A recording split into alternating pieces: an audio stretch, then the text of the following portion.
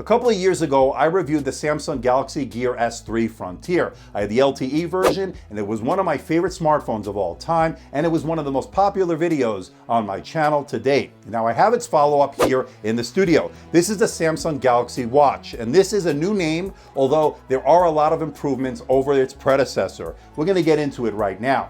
Hey everybody, this is Andrew, and this is my unboxing and review of the Samsung Galaxy Watch.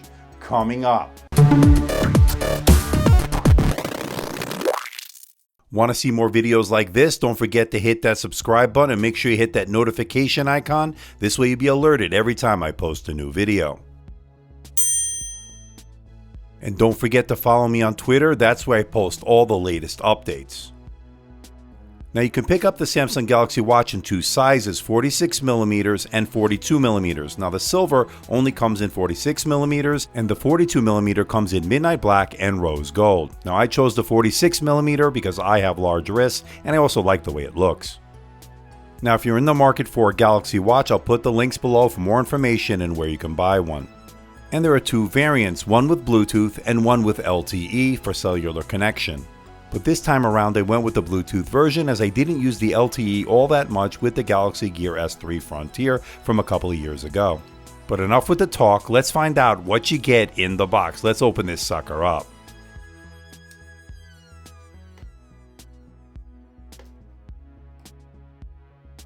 Now lifting the lid, you're greeted by the watch itself, and I have to say the presentation is really high-end, very first-rate.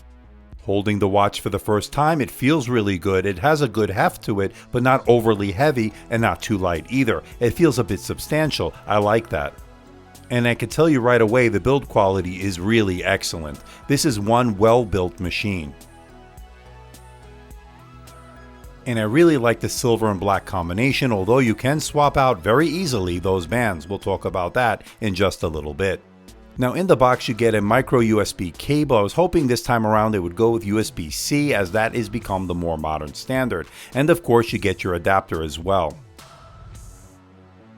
And the charging cradle seems to be the same one that they used with the Galaxy Gear S3. That's pretty good. And they also give you a smaller watch band for those with smaller wrists. The rubber watch band seems to be pretty good in terms of quality. I'll tell you about comfort in just a little bit. And rounding it out is some documentation and warranty information as well. Now pairing is very easy. It's compatible with both Android and iOS. Of course you'll do better with Android as it has a little bit more functionality than with iOS, but it works on both platforms. Now here I am pairing it with my Samsung Galaxy Note 9, which by the way I just reviewed. I'll put the link below for you to check that out if you haven't done so already. It's an excellent smartphone that works really well with the Samsung Galaxy Watch. It's a nice tandem together. Now it's running the Tizen OS, and I have to say it's an excellent smartwatch OS. It's really come a long way since its early days. There's a plethora of watch faces you can get from the App Store, a lot of third-party watch faces, something you can't do with the watch OS in the Apple Watch. So that's something you want to keep in mind when choosing between the Samsung Galaxy Watch or the new Apple Watch 4, which was just announced. And I was also greeted with an update right away, updating the watch software, so it seems to me that Samsung has been paying a lot of attention to this Galaxy Watch. Hopefully that will continue as time goes on. And powering the Samsung Galaxy Watch is Samsung's own Exynos 9110 dual-core processor. It has 768 megabytes of RAM for the Bluetooth version and 1.5 gigabytes for the LTE version. All variants come with 4 gigabytes of onboard storage, which is not expandable. And as expected, the 46mm has a larger battery, but the star of this show has to be its gorgeous Super AMOLED display. It's 1.3 inches for the 46mm version and 1.2 for the 42mm version. But all variants are covered in Gorilla Glass DX Plus to make it scratch resistant. It has a resolution of 360 by 360, and for those wondering, that's 392 pixels per inch. It's a very sharp display and a very bright display, good for both indoor and outdoor use, as it has an outdoor brightness mode, making it very readable in direct sunlight. That's great. And looking at the bottom, there's no shortage of sensors on this smartwatch. It comes with GPS, it has a continuous heart rate monitor, and it also can manage your stress levels with that stress monitor. And it also has an Ultra barometer as well as Samsung Pay, although it's missing a few features in that department. And of course, if you have the LTE model, you can make telephone calls or you connect it via Bluetooth and make calls through the watch as well. Yeah, I'm just testing out my watch while I'm recording. I needed to call some. Bye-bye. Okay, well, she wasn't in the most talkative mood, but I think you get the picture. You can make telephone calls with the Bluetooth or with the LTE on this watch. Now, Samsung is touting this as a great fitness watch with the ability to track more than 35 fitness activities, and that's up from the last model as well. And because it has a continuous heart rate monitor, it also tells you how many calories you're burning and a lot of other fitness related information. Now, I've worked out with it for the past week and it's actually doing really well. I'll continue to work out with it for the next 6 weeks and report my findings in a follow-up review. And it can also track your sleep, letting you know how much REM sleep you get each night. Now, pressing and holding the back key activates Samsung Pay, but this time around they're using NFC as opposed to MST, which they've taken away supposedly in order to put a larger battery on this device. Whether you like it or not, you're going to have to use NFC this time around. But the truth of the matter is most places nowadays take NFC payments, much like Apple Pay, Google Pay, and of course Samsung Pay. This worked fine.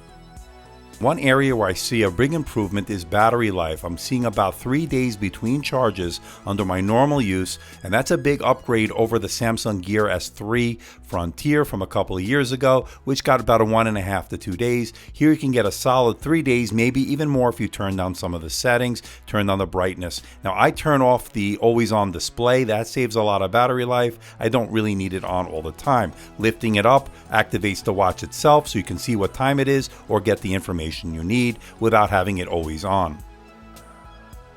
The Samsung Galaxy Watch has a durable and rugged design, earning a military standard 810G rating. That means it was tested against a subset of 10 specific conditions, including drops from 4.9 feet, extreme temperatures, dirt, shock, vibration, and it was subjected to low and high altitudes.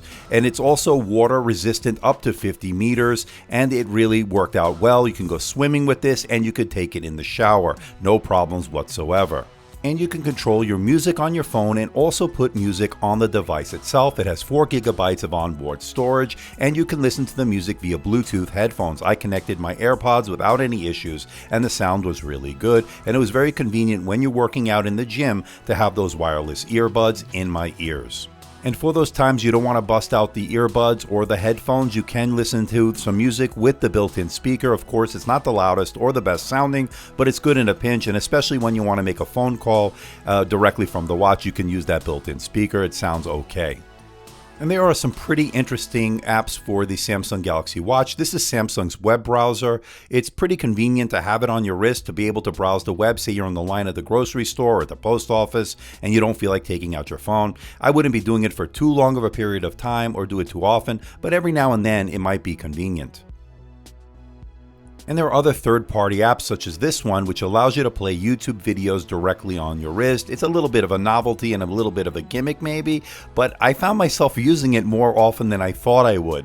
And when you want to do a search in these apps, you can use your finger to spell out the letters, and it works surprisingly well, and it was pretty accurate, believe it or not. I like this method.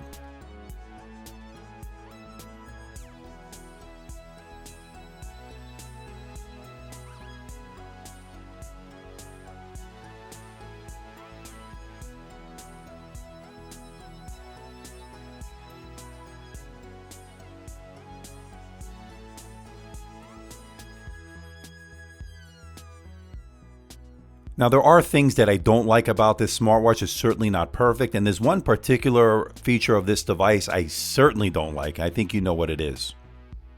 Hi, Bixby. What's the weather in New York?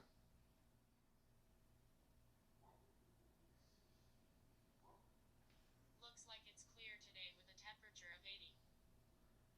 Hi, Bixby. How did the Yankees do today?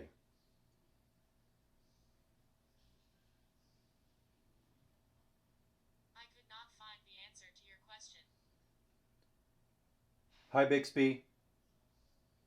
Who is the President of the United States?